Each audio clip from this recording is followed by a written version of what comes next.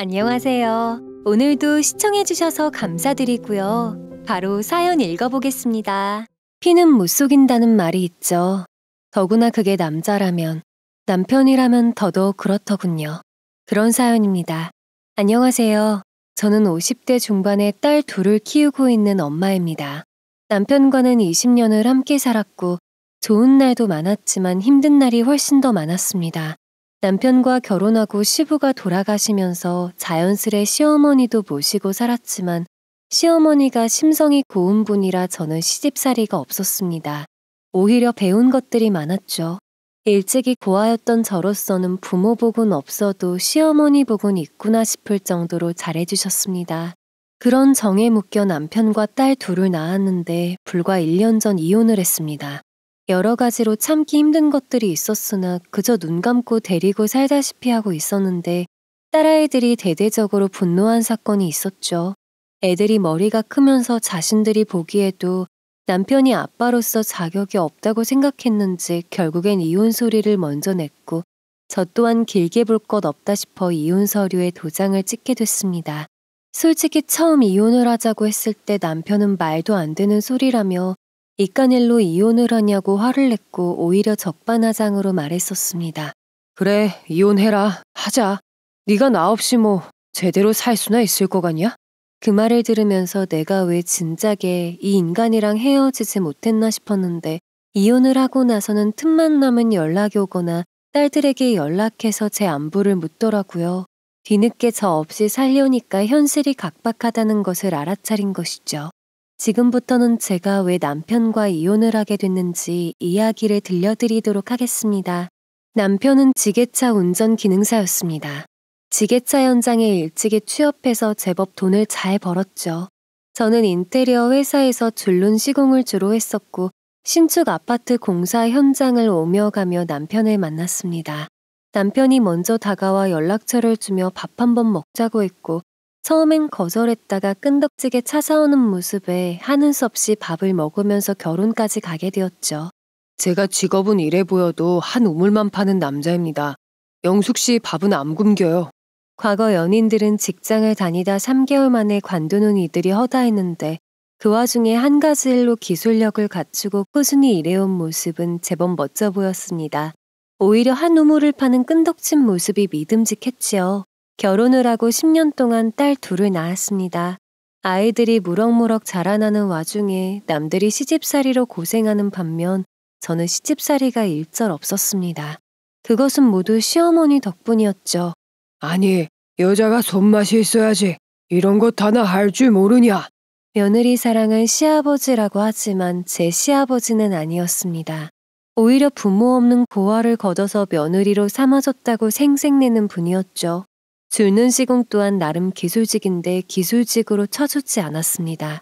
그저 타일 사이사이로 뭐 끼워 넣는 간단한 일을 가지고 기술이냐며 비하하셨죠.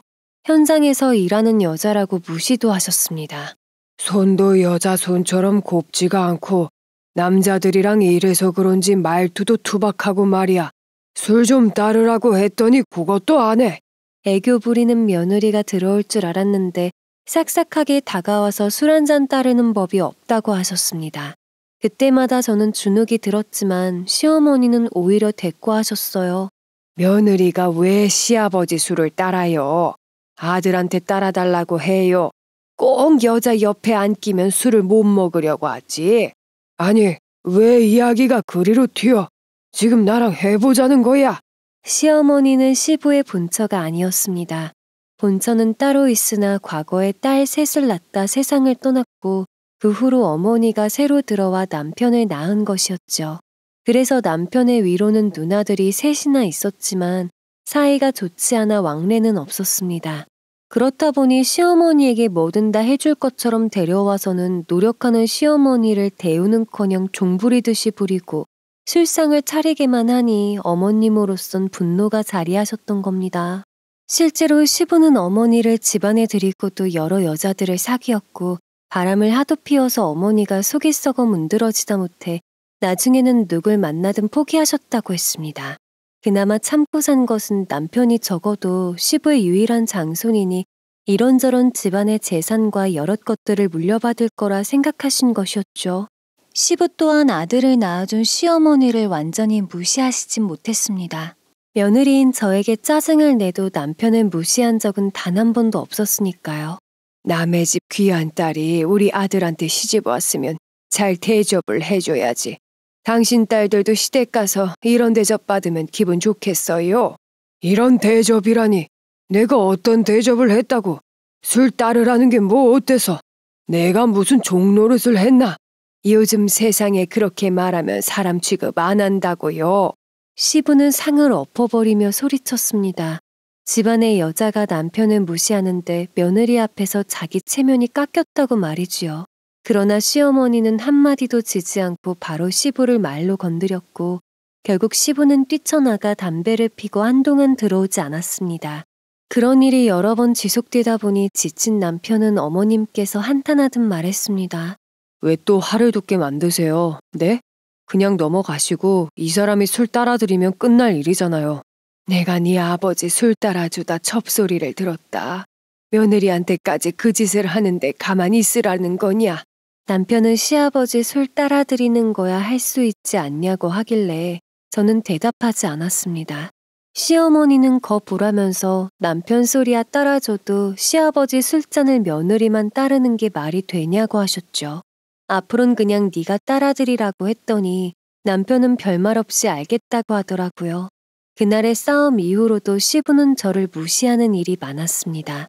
술을 따르지 않는 건 약과였어요. 제 직업을 두고 형편없는 직업이라며 자기 친구 며느리가 꽃꽂이를 하는데 저도 좀 그런 일을 해보라고 하는 겁니다. 남의 집 좋은 일 뭐하러 계속 하냐. 부부가 같이 현장에서 일한다고 하면 다들 야빠. 너라도 남편 체면을 살려줘야지. 시부는 자기가 꽃가게라도 하나 차려줄 테니 운영을 해보는 건 어떻겠냐고 했습니다. 친구가 부동산을 하는데 남는 상가 하나가 생겼다고 터가 아주 좋다고 했지요. 시부의 설득에 저는 마음만 받겠다고 하려 했습니다. 그러나 남편이 정말 괜찮은 조건이 아니냐며 꽃장사를 해보라는 겁니다. 좋은 기회인 것 같은데 꽃 예쁘잖아 자기야. 어처구니가 없어 지금 하는 일이 돈 벌려고 하는 일만은 아니라고 했습니다. 이 일이 좋아서 시작했고 재미있어서 시작한 것이라고 했지요. 꽃이 예쁘고 보면 좋지만 그걸 직업으로 삼을 생각은 없다고 했습니다. 그제야 시부는 복을 찬다며 혀를 찾고 저러니 그 자리에 머물러 있는 거라 하더라고요. 그 순간 너무 화가 나서 제발 제 직업을 그만 무시해달라고 했습니다. 아버님 양에 안 차실지는 몰라도 전 제 일이 좋습니다. 제 시공 스타일에 반해서 저를 찾아주시고 소개해주시는 분들도 많고요.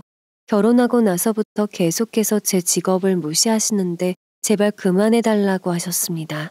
그런데 남편은 아버지가 좋은 기회를 주는 것인데 왜 자꾸만 말을 안 이꼽게 받아들이냐 했고 옆에서 듣고 있던 시어머니는 참다 못해 말씀하셨어요.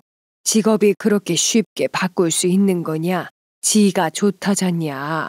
좋다는 일을 왜 못하게 해? 기술 가지고 있고 돈도 잘 버는 애를 왜 자꾸 다른 일을 못 시켜서 안달이냔 말이야. 시부는 다시 자리를 박차고 나섰고 남편은 아무 말도 하지 못했습니다. 어머님은 그날 남편을 붙잡고 아내 직업 무시하지 말라 했습니다. 남편은 아무 말도 못하더라고요. 그동안 내 일이 창피했냐고 물으니 남편은 그런 게 아니라고 변명을 했고요. 그날 이후로도 저는 시어머니 덕분에 많은 것들을 극복해낼 수 있었습니다. 시집살이라고는 없이 오히려 요리를 배우고 살림을 배우고 하면서 10년을 잘 지냈죠. 게다가 저희 부부는 맞벌이인지라 하도 살림을 하지 않는 남편을 제가 구워 삶아 시부와는 다른 사람으로 만들려고 노력을 어지간히 했습니다. 당신도 일하고 나도 일하잖아. 왜 살림을 내가 혼자 해? 안 그래? 할 수야 있지. 근데 자기가 하는 게 훨씬 더 효율적이니까 그렇지. 난 손이 투박해서 잘 못한다고. 여자가 이런 건 더 꼼꼼하잖아. 남편은 아닌 듯 하면서도 시부가 했던 말을 그대로 하거나 살림은 여자가 해야 한다는 것이 머리에 박혀있는 사람이었습니다. 그때마다 전 당당하게 말했습니다. 어머님이 그러더라. 자기 아들 부려먹어도 되니까 시어버지 같이만 만들지 말라고. 뭐? 살림으로 몇 번 싸움이 났지만 그때마다 저를 도와 남편을 설득한 것은 시어머니였습니다. 남들은 그런 이야기를 들으면 시어머니가 참 대단한 분이라고 했습니다. 옛날 사람이라고 해도 시어머님은 전혀 저를 무시하지 않고 존중해 주시는 분이었으니까요. 덕분에 저희 시어머니는 제 친구들 사이에서도 시어머니들의 비교 대상이었고 각자 집에서 세상에 그런 시어머니가 어디 있냐고 하면서 저희 시어머니를 대곤했습니다. 어쩌면 그런 시어머니가 있어서 제 결혼 생활이 유지가 됐는지도 모르겠습니다. 아마 시어머님 없이 남편과 단둘이 살다 애들을 낳았다면 저 혼자는 벅찼고 진작에 감정에 골이 생겨 이혼을 생각했을지도 모릅니다. 그렇게 10년이 지나면서 아이들이 어느 정도 크고 나니 시부의 몸 상태가 급격히 안 좋아졌습니다. 병원에서 검사를 받아본 결과 시부는 후두암이었습니다. 하도 담배를 피고 술을 마셔서 그리 된 것이었죠. 마지막에는 음식도 제대로 삼키지 못해 결국 누워서 링거를 맞았고 누운 채로 잠만 자시다 과거 자신의 과오들이 생각났는지 가족들의 손을 하나씩 붙잡고 미안하다고 사과를 하시더라고요. 특히 남편의 배다른 누나들과는 1시간 가까이 대화를 하셨고 시어머니와도 대화를 나누셨으며 제 손도 잡고 사과를 하셨습니다. 뭐든 내가 잘못한 것들, 네 마음 아프게 했던 것들이 있으면 다 용서해라. 본인 마음이 편하기 위해 하는 사과겠지만 죽을 날이 돼서 힘없는 시부를 보니 별다른 생각은 안 들었습니다. 그저 그렇게 큰 소리치며 상을 업던 분이 갔을 때는 이렇게 힘 하나 없어 손도 못 드시는구나 생각만 했습니다. 시부가 돌아가시고 난 뒤 장례식이 치러졌고 장례 비용은 남편의 누나들인 형님들과 남편이 같이 계산을 했습니다. 그때가 결혼하고 10년 만에 처음으로 형님들과 남편이 대화하는 모습을 본 것이었습니다. 어머니가 다르다 보니 그들의 사이는 좋지 않았고 형님들은 남편도 시부도 싫어하는 상황이었죠. 그래서인지 남편이 옆에 있음에도 아무렇지 않게 말을 했습니다. 아버지 때문에 우리 어머니가 고생하시다가 돌아가신 거 생각만 하면 지금도 억장이 무너져. 내 말이 그래도 돌아가시기 직전에 양심의 가책을 느꼈는지 손잡고 연신 사과는 하더라. 찔리는 거지. 갈 때 되니까 자기 지은 죄가 어떻게 돌아올지 두려운 거야. 시어머니는 장례식 구석에 앉아 그저 손님을 맞이했고 남편은 그런 형님들 옆에서 눈치를 보고 있었습니다. 저는 음식을 쟁반에 나르며 손님들에게 차려드렸고 오는 분들마다 자리를 안내해드리느라 바빴죠. 그러다 장례식이 끝나고 형님들은 떠났습니다. 시부가 돌아가시고 큰 집에 시어머니 혼자 남게 되시니 남편은 어머니를 모시고 사는 건 어떻겠냐고 물었습니다. 그 말을 듣자마자 시어머니는 됐다고 거절하셨습니다. 자기 혼자 살 수 있으니 그런 걱정은 하지들 말라고 했죠. 하지만 아이들이 워낙 어머님을 잘 따랐고 저 또한 어머님이 있어서 도움을 많이 받았기 때문에 합가를 하는 것에 거부감이 없었습니다. 오히려 남편이랑 살면서 싸우고 할 때마다 시어머니가 편을 들어주셔서 좋을 거란 생각이 들었죠. 어머니, 괜찮으니까 저희랑 같이 사세요. 아유, 아니다. 무슨 소리냐. 애 둘 키우느라 고생인데 나까지 얹고 싶지 않다. 무슨 소리세요? 얹다뇨. 저 어머니 막 부려먹을 건데요? 웃으며 말하자 시어머니는 덩달아 웃으며 제 손을 잡고 고맙다고 하셨죠. 그날 이후 10년간을 저는 어머니를 모시고 살았습니다. 제 예상대로 어머니는 저에게 많은 도움을 주셨고 오히려 남편보다 더 저를 도와주셨습니다. 제가 못하는 말까지 하면서 남편의 버릇을 고쳐주시기도 하고 남편이 제게 물 달라 뭐 달라 하면 손이 없냐 발이 없냐 혼까지 내주셨지요. 오죽하면 남편은 심술을 부리듯 말했습니다. 엄마가 내 엄마인지 영숙이 엄마인지 모르겠어. 당신은 시어머니 잘 만난 줄 알아. 10년이 지나는 동안 어머니는 정정하셨어요. 저는 여전히 제 일을 하며 돈을 벌었지만 남편은 나이가 들수록 일이 힘이 붙인 듯 하더라고요. 그래도 아이들 대학도 보내고 하려면 열심히 벌어야 했습니다. 그런데 어느 날 갑자기 남편이 그러는 겁니다. 큰 누나가 연락이 왔는데 나이 들다 보니까 옛 감정은 잊고 자주 왕래하며 살아보자고 하네. 남편은 내심 기분이 좋아 보였습니다. 어려서부터 누나들이 하도 따돌리고 노는데도 끼워주지 않아서 외로웠다고 하더라고요.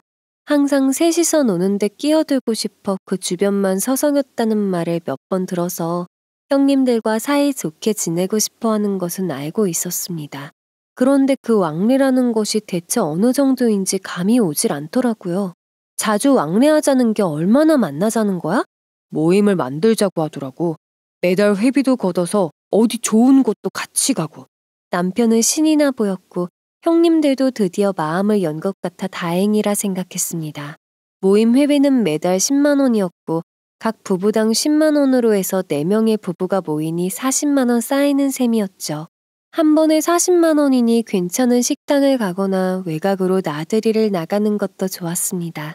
부족한 돈은 서로 돌아가면서 내곤 했지요. 남편은 즐거워 보였습니다. 어렸을 때 누나들 사이에 끼워주지 못한 것을 형님들이 미안하다며 달래주었고 괜찮다며 웃어 넘겼었죠. 그러나 나이 먹은 남편이 제게는 다 큰 어른이지만 형님들에게는 그저 막내 동생이자 시켜먹기 좋은 존재인 듯 했습니다. 아주버님들까지도 남편을 동생 취급하고 자꾸만 반말을 찍찍하면서 다가오더라고요. 물론 그 다가오는 것들이 좋은 의도라면 뭐라 하지 않습니다. 이번에 내가 주식을 시작했는데 이게 글쎄 잘 오르더라고. 우리 와이프가 이런 걸 잘 봐. 내가 아는데 촉이 좋아. 남편에게 주식 이야기를 하며 어디에 돈을 넣으면 배로 벌 거라고 했습니다. 남편은 그 말을 제게 그대로 옮겼고 저는 넣지 말라고 했어요. 주식의 주자도 모르는데 사람 믿고 몇만 원도 아니고 100만 원을 한꺼번에 넣는 사람이 어디 있냐고 따졌죠. 그러나 남편은 제 말을 따르지 않았습니다. 아니, 가족이고 형제고 잘 됐으면 하는 마음으로 알려주는 거지. 당신도 돈 벌 수 있는 방법이 있으면 나나 동생들한테 안 알려줄 거야? 돈 벌게 하는 좋은 일자리는 알려줘도 주식은 안 알려줘. 확신할 수도 없는데 내 말대로 했다가 잃으면. 안 잃는다니까. 누나랑 매형이 장담했어. 각서 써주신대? 그런 거 아니면 하던가. 남편은 가족들 사이에 좋은 정보 알려주는 걸로 왜 각서까지 쓰냐고 했습니다. 그러면서 제 말은 듣지 않고 그대로 100만 원을 넣었죠. 잃었습니다. 보기 좋게 잃었죠. 큰형님은 무려 500만 원을 넣었다고 하더라고요. 남편은 따지지도 못했습니다. 500만 원 잃어서 와이프 알아 누웠다고 말하는 아주버님의 더는 말을 못 꺼낸 것이죠. 제가 겁보라며 세상에 장담할 수 있는 게 어디 있냐고 했습니다. 남편은 안 그래도 심란하니 말도 보태지 말라고 짜증만 내더군요. 자기도 딱히 할 말이 없으니 그렇게 짜증만 내는 것이겠죠. 그러나 그 후로도 큰형님은 남편에게 전화를 해서 이번엔 진짜 돈 얻을 거라며 자신이 미안해서라도 돈 다시 회복하게 해주겠다고 또 넣을 것을 말했습니다. 한두 번 권하는 거야 뭐라 하지 않습니다. 주식에 미쳐서 아주 남편에게 하루에 5번이고 전화를 하더라고요. 남편도 모자라서 저에게까지 전화해서 설득을 하는데 제가 단칼에 선을 그었습니다. 그렇게 괜찮은 주식이면 일단 형님부터 먼저 하세요. 저희는 그 다음에 넣어도 괜찮으니까요. 지금 아니면 돈 벌기 쉽지 않다니까? 지금이 딱이야. 지난번에도 지금 아니면 안 된다고 하셔서 넣은 건데 그리 된 거잖아요. 제가 어디서 찾아보니까 주식시장은 확답을 할 수 있는 곳이 아니던데요. 큰형님은 참으로 안타깝다며 이렇게 좋은 기회를 알려주는데도 받아먹지를 못한다고 혀를 찼습니다. 그러나 형님은 또 이렇습니다. 그 다음부터는 전화로 주식 이야기는 일절하지 않더라고요. 본인도 민망하겠지요. 그렇게 말을 했었는데 잃었으니. 그러나 주식 이야기가 쏙 들어가자 다른 이야기로 남편에게 전화를 하기 시작했습니다. 주방 전구가 나갔다, 뭐가 부러졌다, 못질 좀 할 줄 아냐 그렇게 전화를 하더라고요. 처음엔 남편이 갔다 오겠다고 하면 그러려니 했고 갔다가 밥도 얻어먹고 차도 얻어먹고 술까지 마시고 오니 뒤늦게 사이가 좀 풀어지나 보다 했습니다. 남편은 다녀와서는 매형들 손재주가 없어서 누나들이 자기 없으면 안 된다고 으스대더라고요. 그래도 누나들이 내가 현장에서 일하는 사람이라 더 믿음직하다고 부르는 거야. 매형들은 하라고 해서 해봤자 제대로 못한다고 하더라고. 문제는 술을 마시고 대리 부르기 아깝다면서 그냥 차를 끌고 오겠다고 해서 제가 엄청 화를 낸 적이 있었습니다. 결국 택시를 타고 와서 다음날 다시 차를 가지러 가곤 했지요. 그 후로는 아예 차 말고 택시 타고 갔다 오라고 해서 가긴 했지만 하도 불려가니 영 마음에 들지만은 않았습니다. 그런데 술이나 자잘한 것들로 부르다가 나중에는 갑자기 돈을 쓰게 하는 겁니다. 집에는 필요도 없을 커피 머신을 사질 않나, 과일이랑 야채가는 100만 원이 넘는 블렌더를 주문하질 않나, 카드 내역서를 보고 깜짝 놀라서 이게 다 뭐냐고 했더니 누나들 집에 보내는 거라고 하더라고요. 나랑 상의도 한마디 없이 이걸 다 샀냐고 했더니 남편은 오히려 당당하게 말했습니다.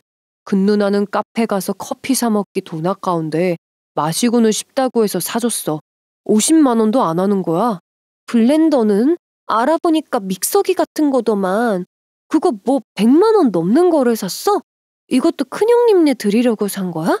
그건 작은 누나가 워낙에 소화가 잘 안 된다고 하고 입맛이 없다고 해서 사드렸어. 곱게 잘 갈아지니까 블렌더인 거야. 블렌더와 믹서기는 차원이 다르다면서 누나들이 나이가 있어서 이런 걸 좀 가지고 있어야 한다고 하길래 전 너무 화가 나서 말했습니다. 돈 몇 푼이면 뭐라 하지도 않는다고요. 대체 100만 원이 넘는 이 물건들을 어떻게 상의 한마디 없이 사서 주냐고 했더니 그동안 못 해준 걸 하려고 한 거고 사자고 하면 제가 이렇게 나올 줄 알고 그냥 결제를 했다는 겁니다.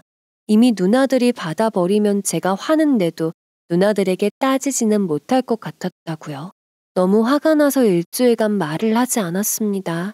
형님들에게 연락해서 그거 도로 내놓으라고 할 수도 없고 그저 원망할 상대는 남편뿐이었죠.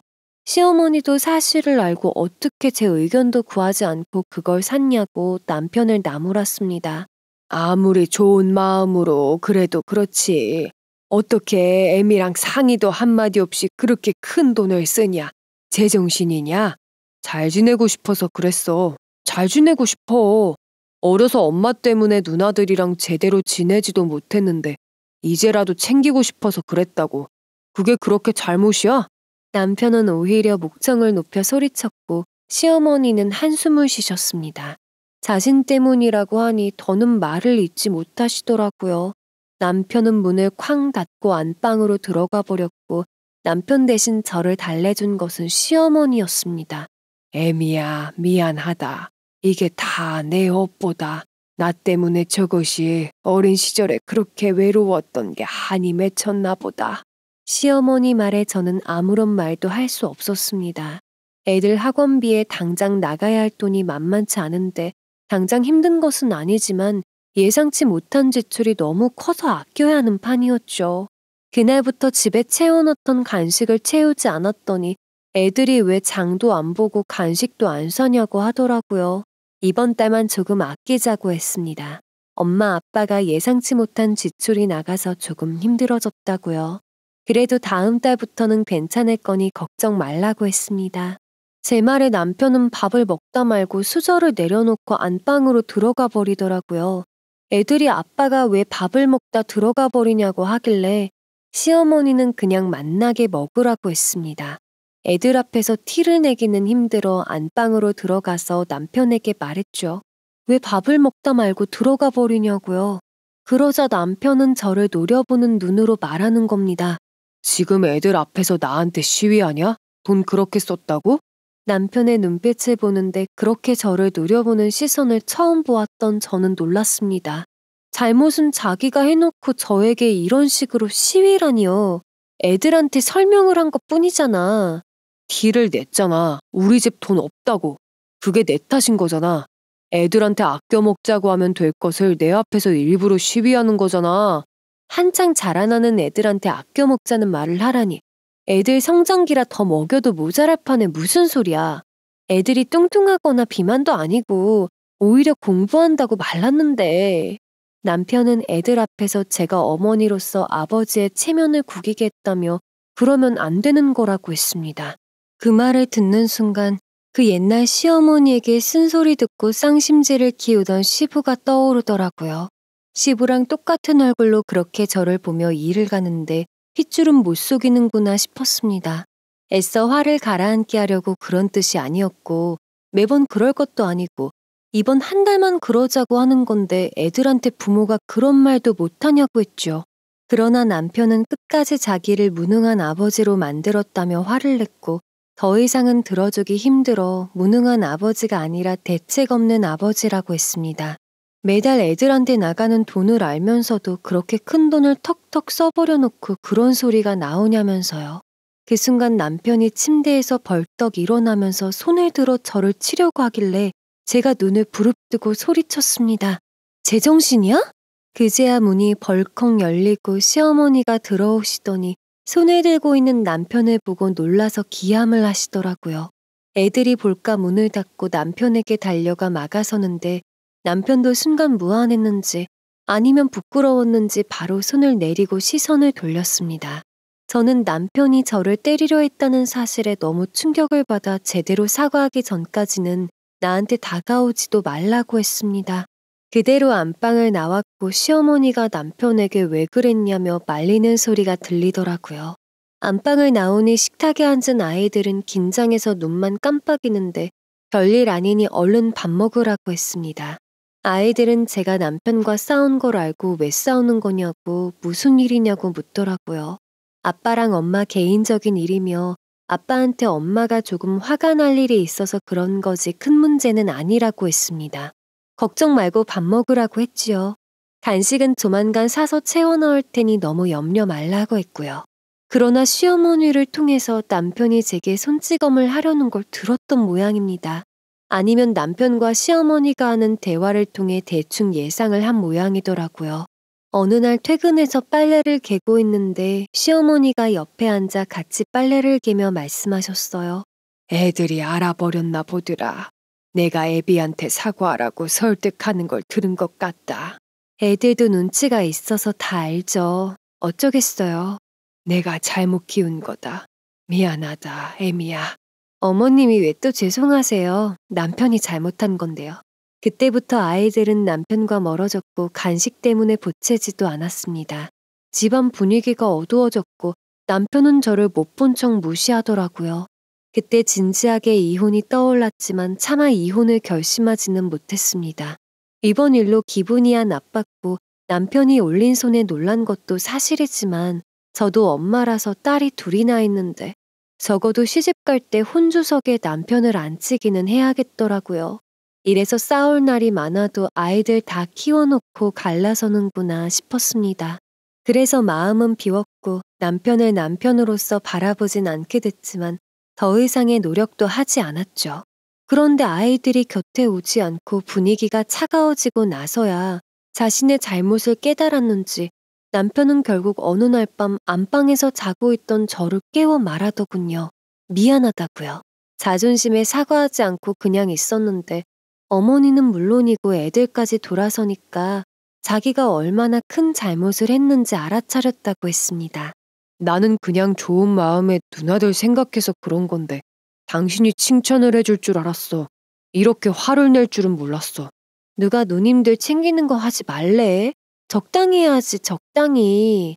100만 원짜리 블렌더를 살 필요 없이 좋은 블렌더 사다 드려도 되고 커피 머신도 싼 것들 많은데 형님들이 돈이 없는 것도 아닌데 그걸 왜 당신이 사드리냐고 말했습니다. 자식들도 여럿 있던데 정 원하면 자식들이 사줘야 하는 것 아니냐고요. 가정경제에 무리가 가면서까지 그렇게 할 필요는 없지 않냐는 말에 남편은 알겠다고 했었지요. 그 뒤로 저는 남편과 화해했고 남편은 다시는 저에게 손을 올리지 않기로 약속했습니다. 제가 남편과 화해를 하고 나서야 시어머니도 안도하셨고 그 뒤로 1년간은 참 잘 지냈습니다. 남편이 형님들네 갈 때도 크게 돈만 쓰는 거 아니면 저도 더 이상 뭐라 터치를 하지 않았고요.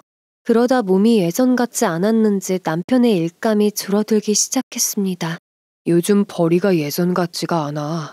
정확히는 다른 기술 좋은 후배들이 일을 따가기 시작한 것이었죠. 남편의 수익은 반토막이 났고 생활비는 제 수익으로 겨우 해결하게 됐습니다.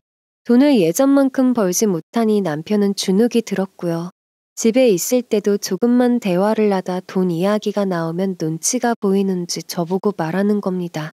그래서 지금 더 벌어오라는 거야? 아니, 그런 뜻이 아니라 그런 소리잖아. 왜 이것밖에 못 벌어오냐고 따지는 거잖아. 아니야? 돈 때문에 부부싸움이 잦아들었고 예민해진 남편에게 더 이상 돈 이야기로 말을 걸지 않았습니다. 가계부 정리를 하다가도 남편이 들어오거나 안방에서 나오면 그대로 덮어버렸죠. 괜히 또 싸움이 날까봐요. 그렇다고 가정 경제가 어려운 것은 아니었습니다. 모아놓은 돈들이 제법 됐고 적금도 들어놓은 것들이 있어서 딱히 큰 문제는 아니었죠. 그저 나이가 들면서 자연스레 노화로 인해 돈을 벌기 힘들어지는구나 라고만 생각했습니다. 그런데 어느 날 시어머니가 쓰러지셨습니다. 병원에 모시고 가니 떠날 날이 머지 않았다고 하시더라고요. 세월이 참 무정하더군요. 정말 슬프게도 급격히 몸이 안 좋아지신 어머니는 병원에 입원을 하셨고 저와 남편에게 부탁하셨습니다. 연명치료는 제발 하지 말아달라고요. 그저 편하게 잠자듯 가시고 싶으시다는 말에 저는 눈물을 흘렸습니다. 그리고 일주일 뒤에 바로 세상을 떠나셨죠. 떠나기 전에 저에게 그동안 고마웠다는 말씀을 하셨고 소원대로 조용히 주무시듯 떠나셨습니다. 그 후로 장례식이 진행됐고 남편이 상주로 서면서 저는 손님 맞이를 했습니다. 형님들과 아주버님들이 찾아오셨고 남편을 달래주었죠. 그런데 장례식을 마치고 조문객들이 다 떠난 밤에 시어머니께서 가지신 재산을 정리하는데 2개의 보험이 가입되어 있었습니다. 아는 분을 통해서 보험을 2개나 드셨더라고요. 그런데 놀랍게도 1개의 보험은 수령자가 저였습니다. 남편은 놀라서 그게 무슨 말도 안 되는 소리냐고 했는데 담당자는 사실이라고 했습니다. 가입할 때 습관적으로 와이프 이름을 적은 게 아니고요? 아니면 가입할 때 당신이 옆에 있었던 거 아니야? 아니야. 난 어머니가 이런 보험 들고 계신 줄도 몰랐어. 그런데 더욱 놀랍게도 담당자는 웃으며 말했습니다. 2억이었습니다. 저희 몰래 20년 이상 들었던 보험이었죠. 본래 수령자 지정이 어머님 본인이었는데 어머님이 직접 1년 전에 수령자 이름에 제 이름을 올리셨다고요. 굳이 전화를 하셔서 수령자를 그렇게 지정하겠다고 하셔서 다시 서류를 작성했다는 말에 남편은 할 말을 잃은 듯 했습니다. 2개의 보험 수령액이 모두 자신에게 올 줄 알았는데 그게 아니었던 거지요. 그래도 좋은 게 좋은 거라고 남편과 저는 부부니까 크게 상관은 없다고 생각했습니다. 그렇게 저는 본의 아니게 시어머니의 보험금을 받게 되었고 남편도 본래 받아야 할 몫을 받았습니다. 그런데 장례식을 마치고 들어온 돈을 정리하려고 보니까 이미 없는 겁니다. 이게 대체 어디 갔냐고 했더니 남편은 너무나 아무렇지 않게 말했습니다. 누나들이랑 모으는 회비통장 거기에 다 넣었어. 뭐? 그게 무슨 소리야? 어머니 장례식 비용을 왜 거기다 넣어? 저는 너무 놀라서 소리쳤고 남편은 어머니에게 받은 보험금 일부에서 장례식 비용을 해결하라는 겁니다. 우리 엄마가 준 돈이고 우리 엄마 장례식이니 그 정도 돈은 내야 하는 거 아니냐고요. 어처구니가 없어서 어머니 장례식 비용으로 들어온 돈을 왜 몽땅 회비에 넣었냐고 따졌습니다. 돈이 필요했고 거기에 넣고 싶었으면 장례식 비용 치르고 남은 돈을 나하고 상의해서 말했어야지. 주문 오신 분들이 왜 졌다가 돈을 내는 건데. 내 어머니니까 내가 내 남매들끼리 나눠 가지겠다는데 그것도 안 돼? 당신은 우리 엄마한테 돈까지 받았잖아. 남편은 자신의 어머니에게 제가 돈을 받았다는 사실이 영 못마땅한 눈치였습니다. 마치 자신이 받아야 할 돈을 제가 가져갔다고 생각하는 것 같았지요. 갑자기 큰 돈을 회비통장에 넣었는데 형님들은 뭐라고 안 하냐고 했습니다. 어디서 난 돈이냐고 묻지 않냐고요. 말했지. 어머니 장례식 비용이라고. 누나들은 너무 좋아하던데? 실제로 정말 형님들은 크게 감동했다며 너무 잘한 일이라면서 앞으로도 이 돈으로 좋은 곳들 가자고 하는 겁니다. 복장이 터져 돌아버리는 줄 알았습니다. 우선은 얼른 장례식 비용부터 해결하자고 했더니 남편은 자신은 낼 생각 없으니까 목돈이 들어온 제가 해결하라는 겁니다. 어이가 없었지만 죽어도 돈을 안 내겠다는 남편에 하는 수 없이 제가 장례식 비용을 냈습니다. 비용을 내면서 든 생각은 정말 저 사람에게 나는 가족이 아니고 형님들이 가족이라는 거였습니다. 앞으로도 자질구레한 돈들이 상의도 없이 나갈 걸 생각하니 마음이 단숨에 정리가 되더라고요. 이혼은 하지 않아도 남편과 따로 살까 생각을 했습니다. 더 이상 같이 모셔야 할 어머님도 없었고 자식들이야 제가 키우면 되니까요. 그런 마음으로 장례식장을 나와서 집으로 가려는데 남편이 택시를 잡아타고 애들이랑 먼저 집으로 가라는 겁니다. 자기는 큰 누나네 가서 이야기 좀 하겠다고요. 포기한 마음으로 애들만 데리고 갔습니다. 집에 도착해서 시어머니 유품을 정리하는데 갑자기 방으로 들어온 큰애가 저를 도우며 그러더라고요. 아빠 나쁜 사람이라고요.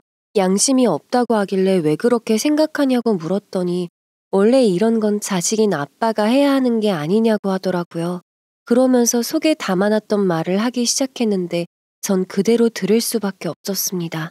그리고 할머니 장례식 돈을 회비에 넣는 게 말이 돼? 그게 제정신이야?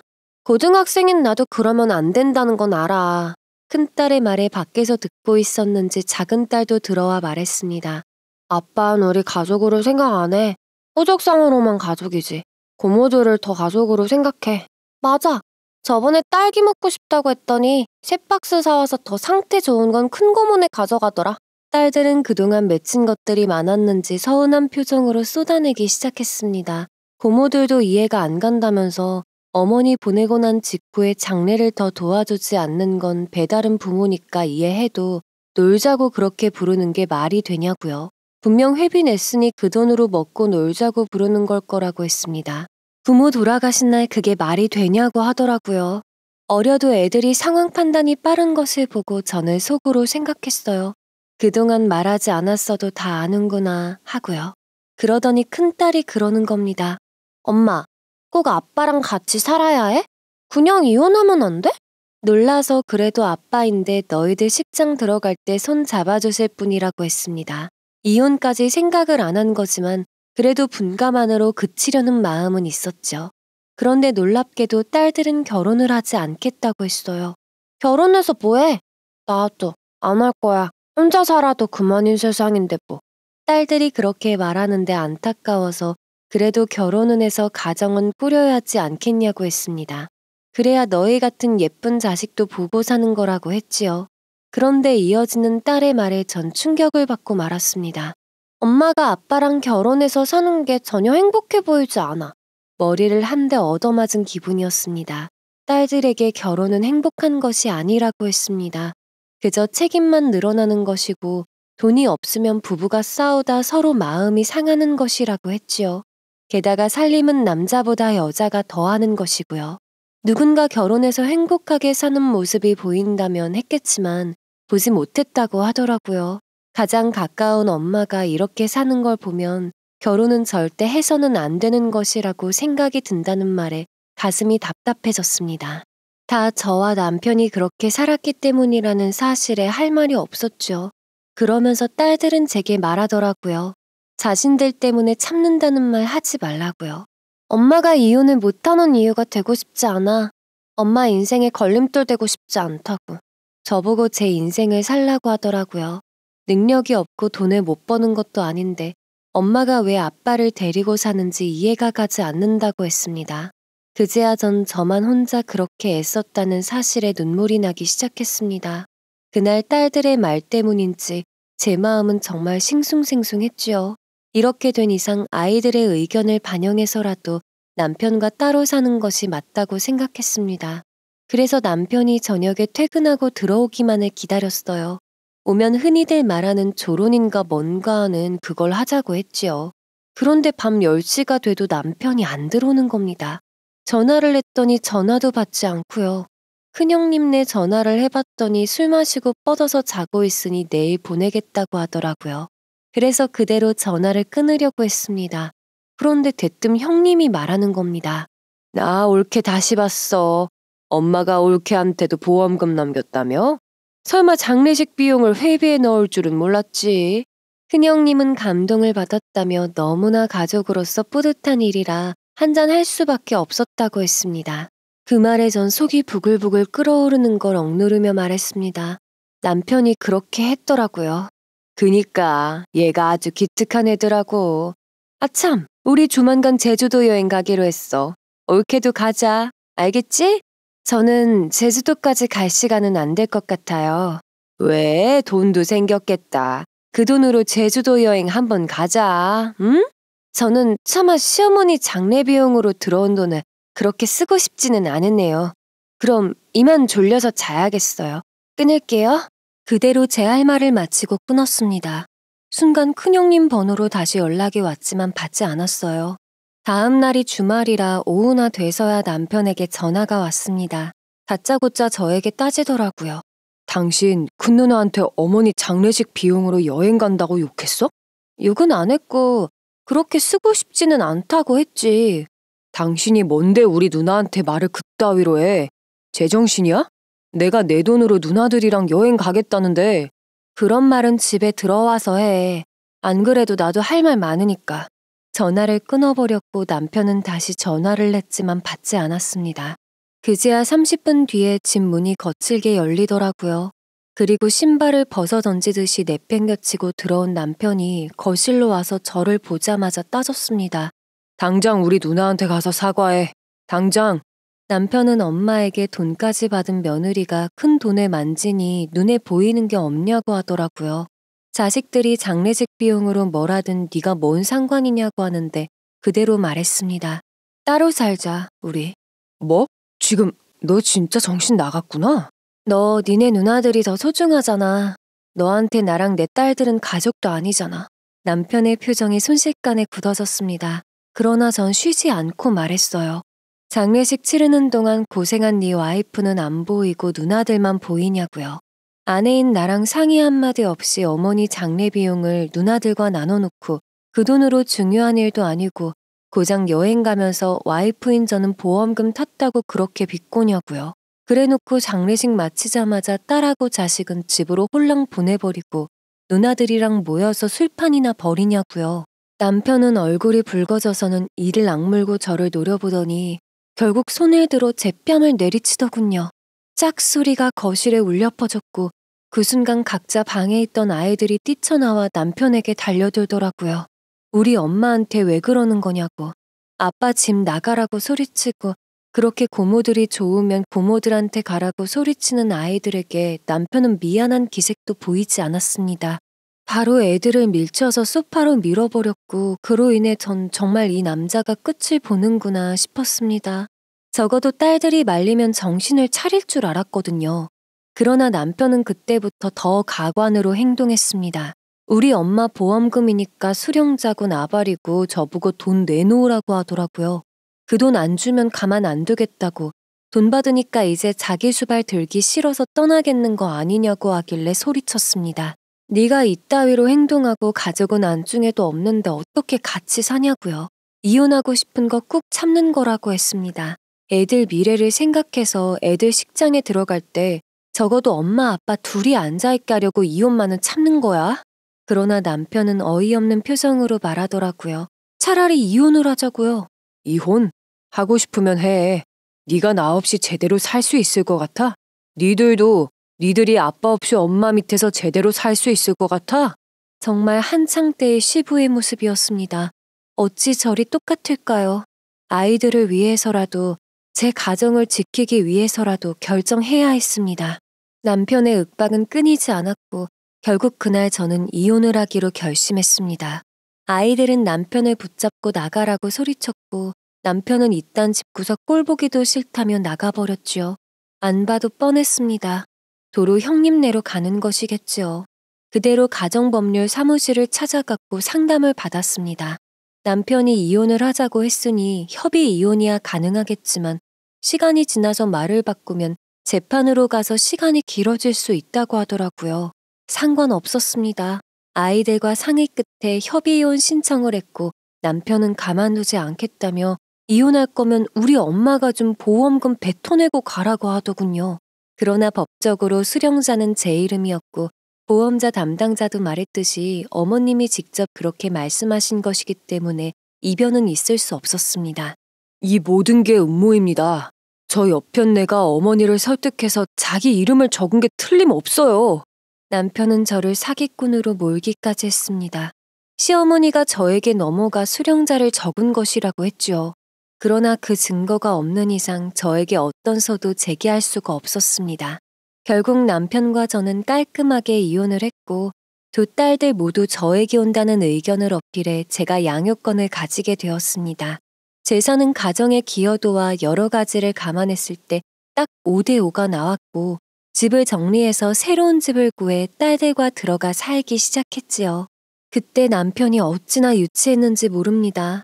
딸들 핸드폰이 2대 다 자신이 해준 것이니 내놓으라고 한 겁니다. 딸들은 바로 핸드폰을 남편에게 돌려주었고 제가 새로 사준 핸드폰을 각자 챙겼습니다. 그 후로도 저에겐 전화도 못하면서 딸들에게는 전화를 해서 네 엄마는 잘 있냐?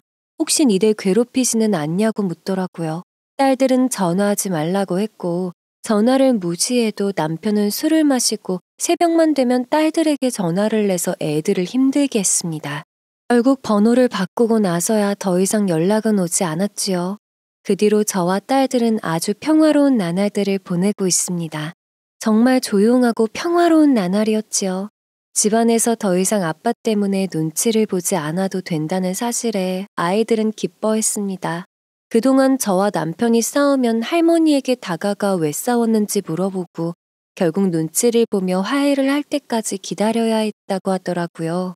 마음 같아서는 아빠에게 대들고 싶었지만 할머니 때문에 눈치가 보여서 그러지 못했다는 사실에 그저 딸들을 끌어안아 주었습니다. 뱃속에서 나온 지가 엊그제 같은데 벌써 이렇게 커서 저를 지켜주려고 하고 똑부러지게 행동하는 걸 보니 참 자식들을 잘 키운 것 같습니다. 피는 못 속이더군요. 또한 가정을 등한시하는 남자라면 빨리 잊고 싶었습니다. 그래야 제 딸들이 자기들의 행복한 미래를 꿈꿀 수 있을 테니까요. 지금까지 긴 사연 들어주셔서 감사합니다. 여러분의 가정에는 평안만이 깃들길 바라면서 이만 마치겠습니다. 더 많은 이야기, 기막힌 사연을 듣길 원하신다면 구독과 좋아요, 알림 설정 부탁드립니다.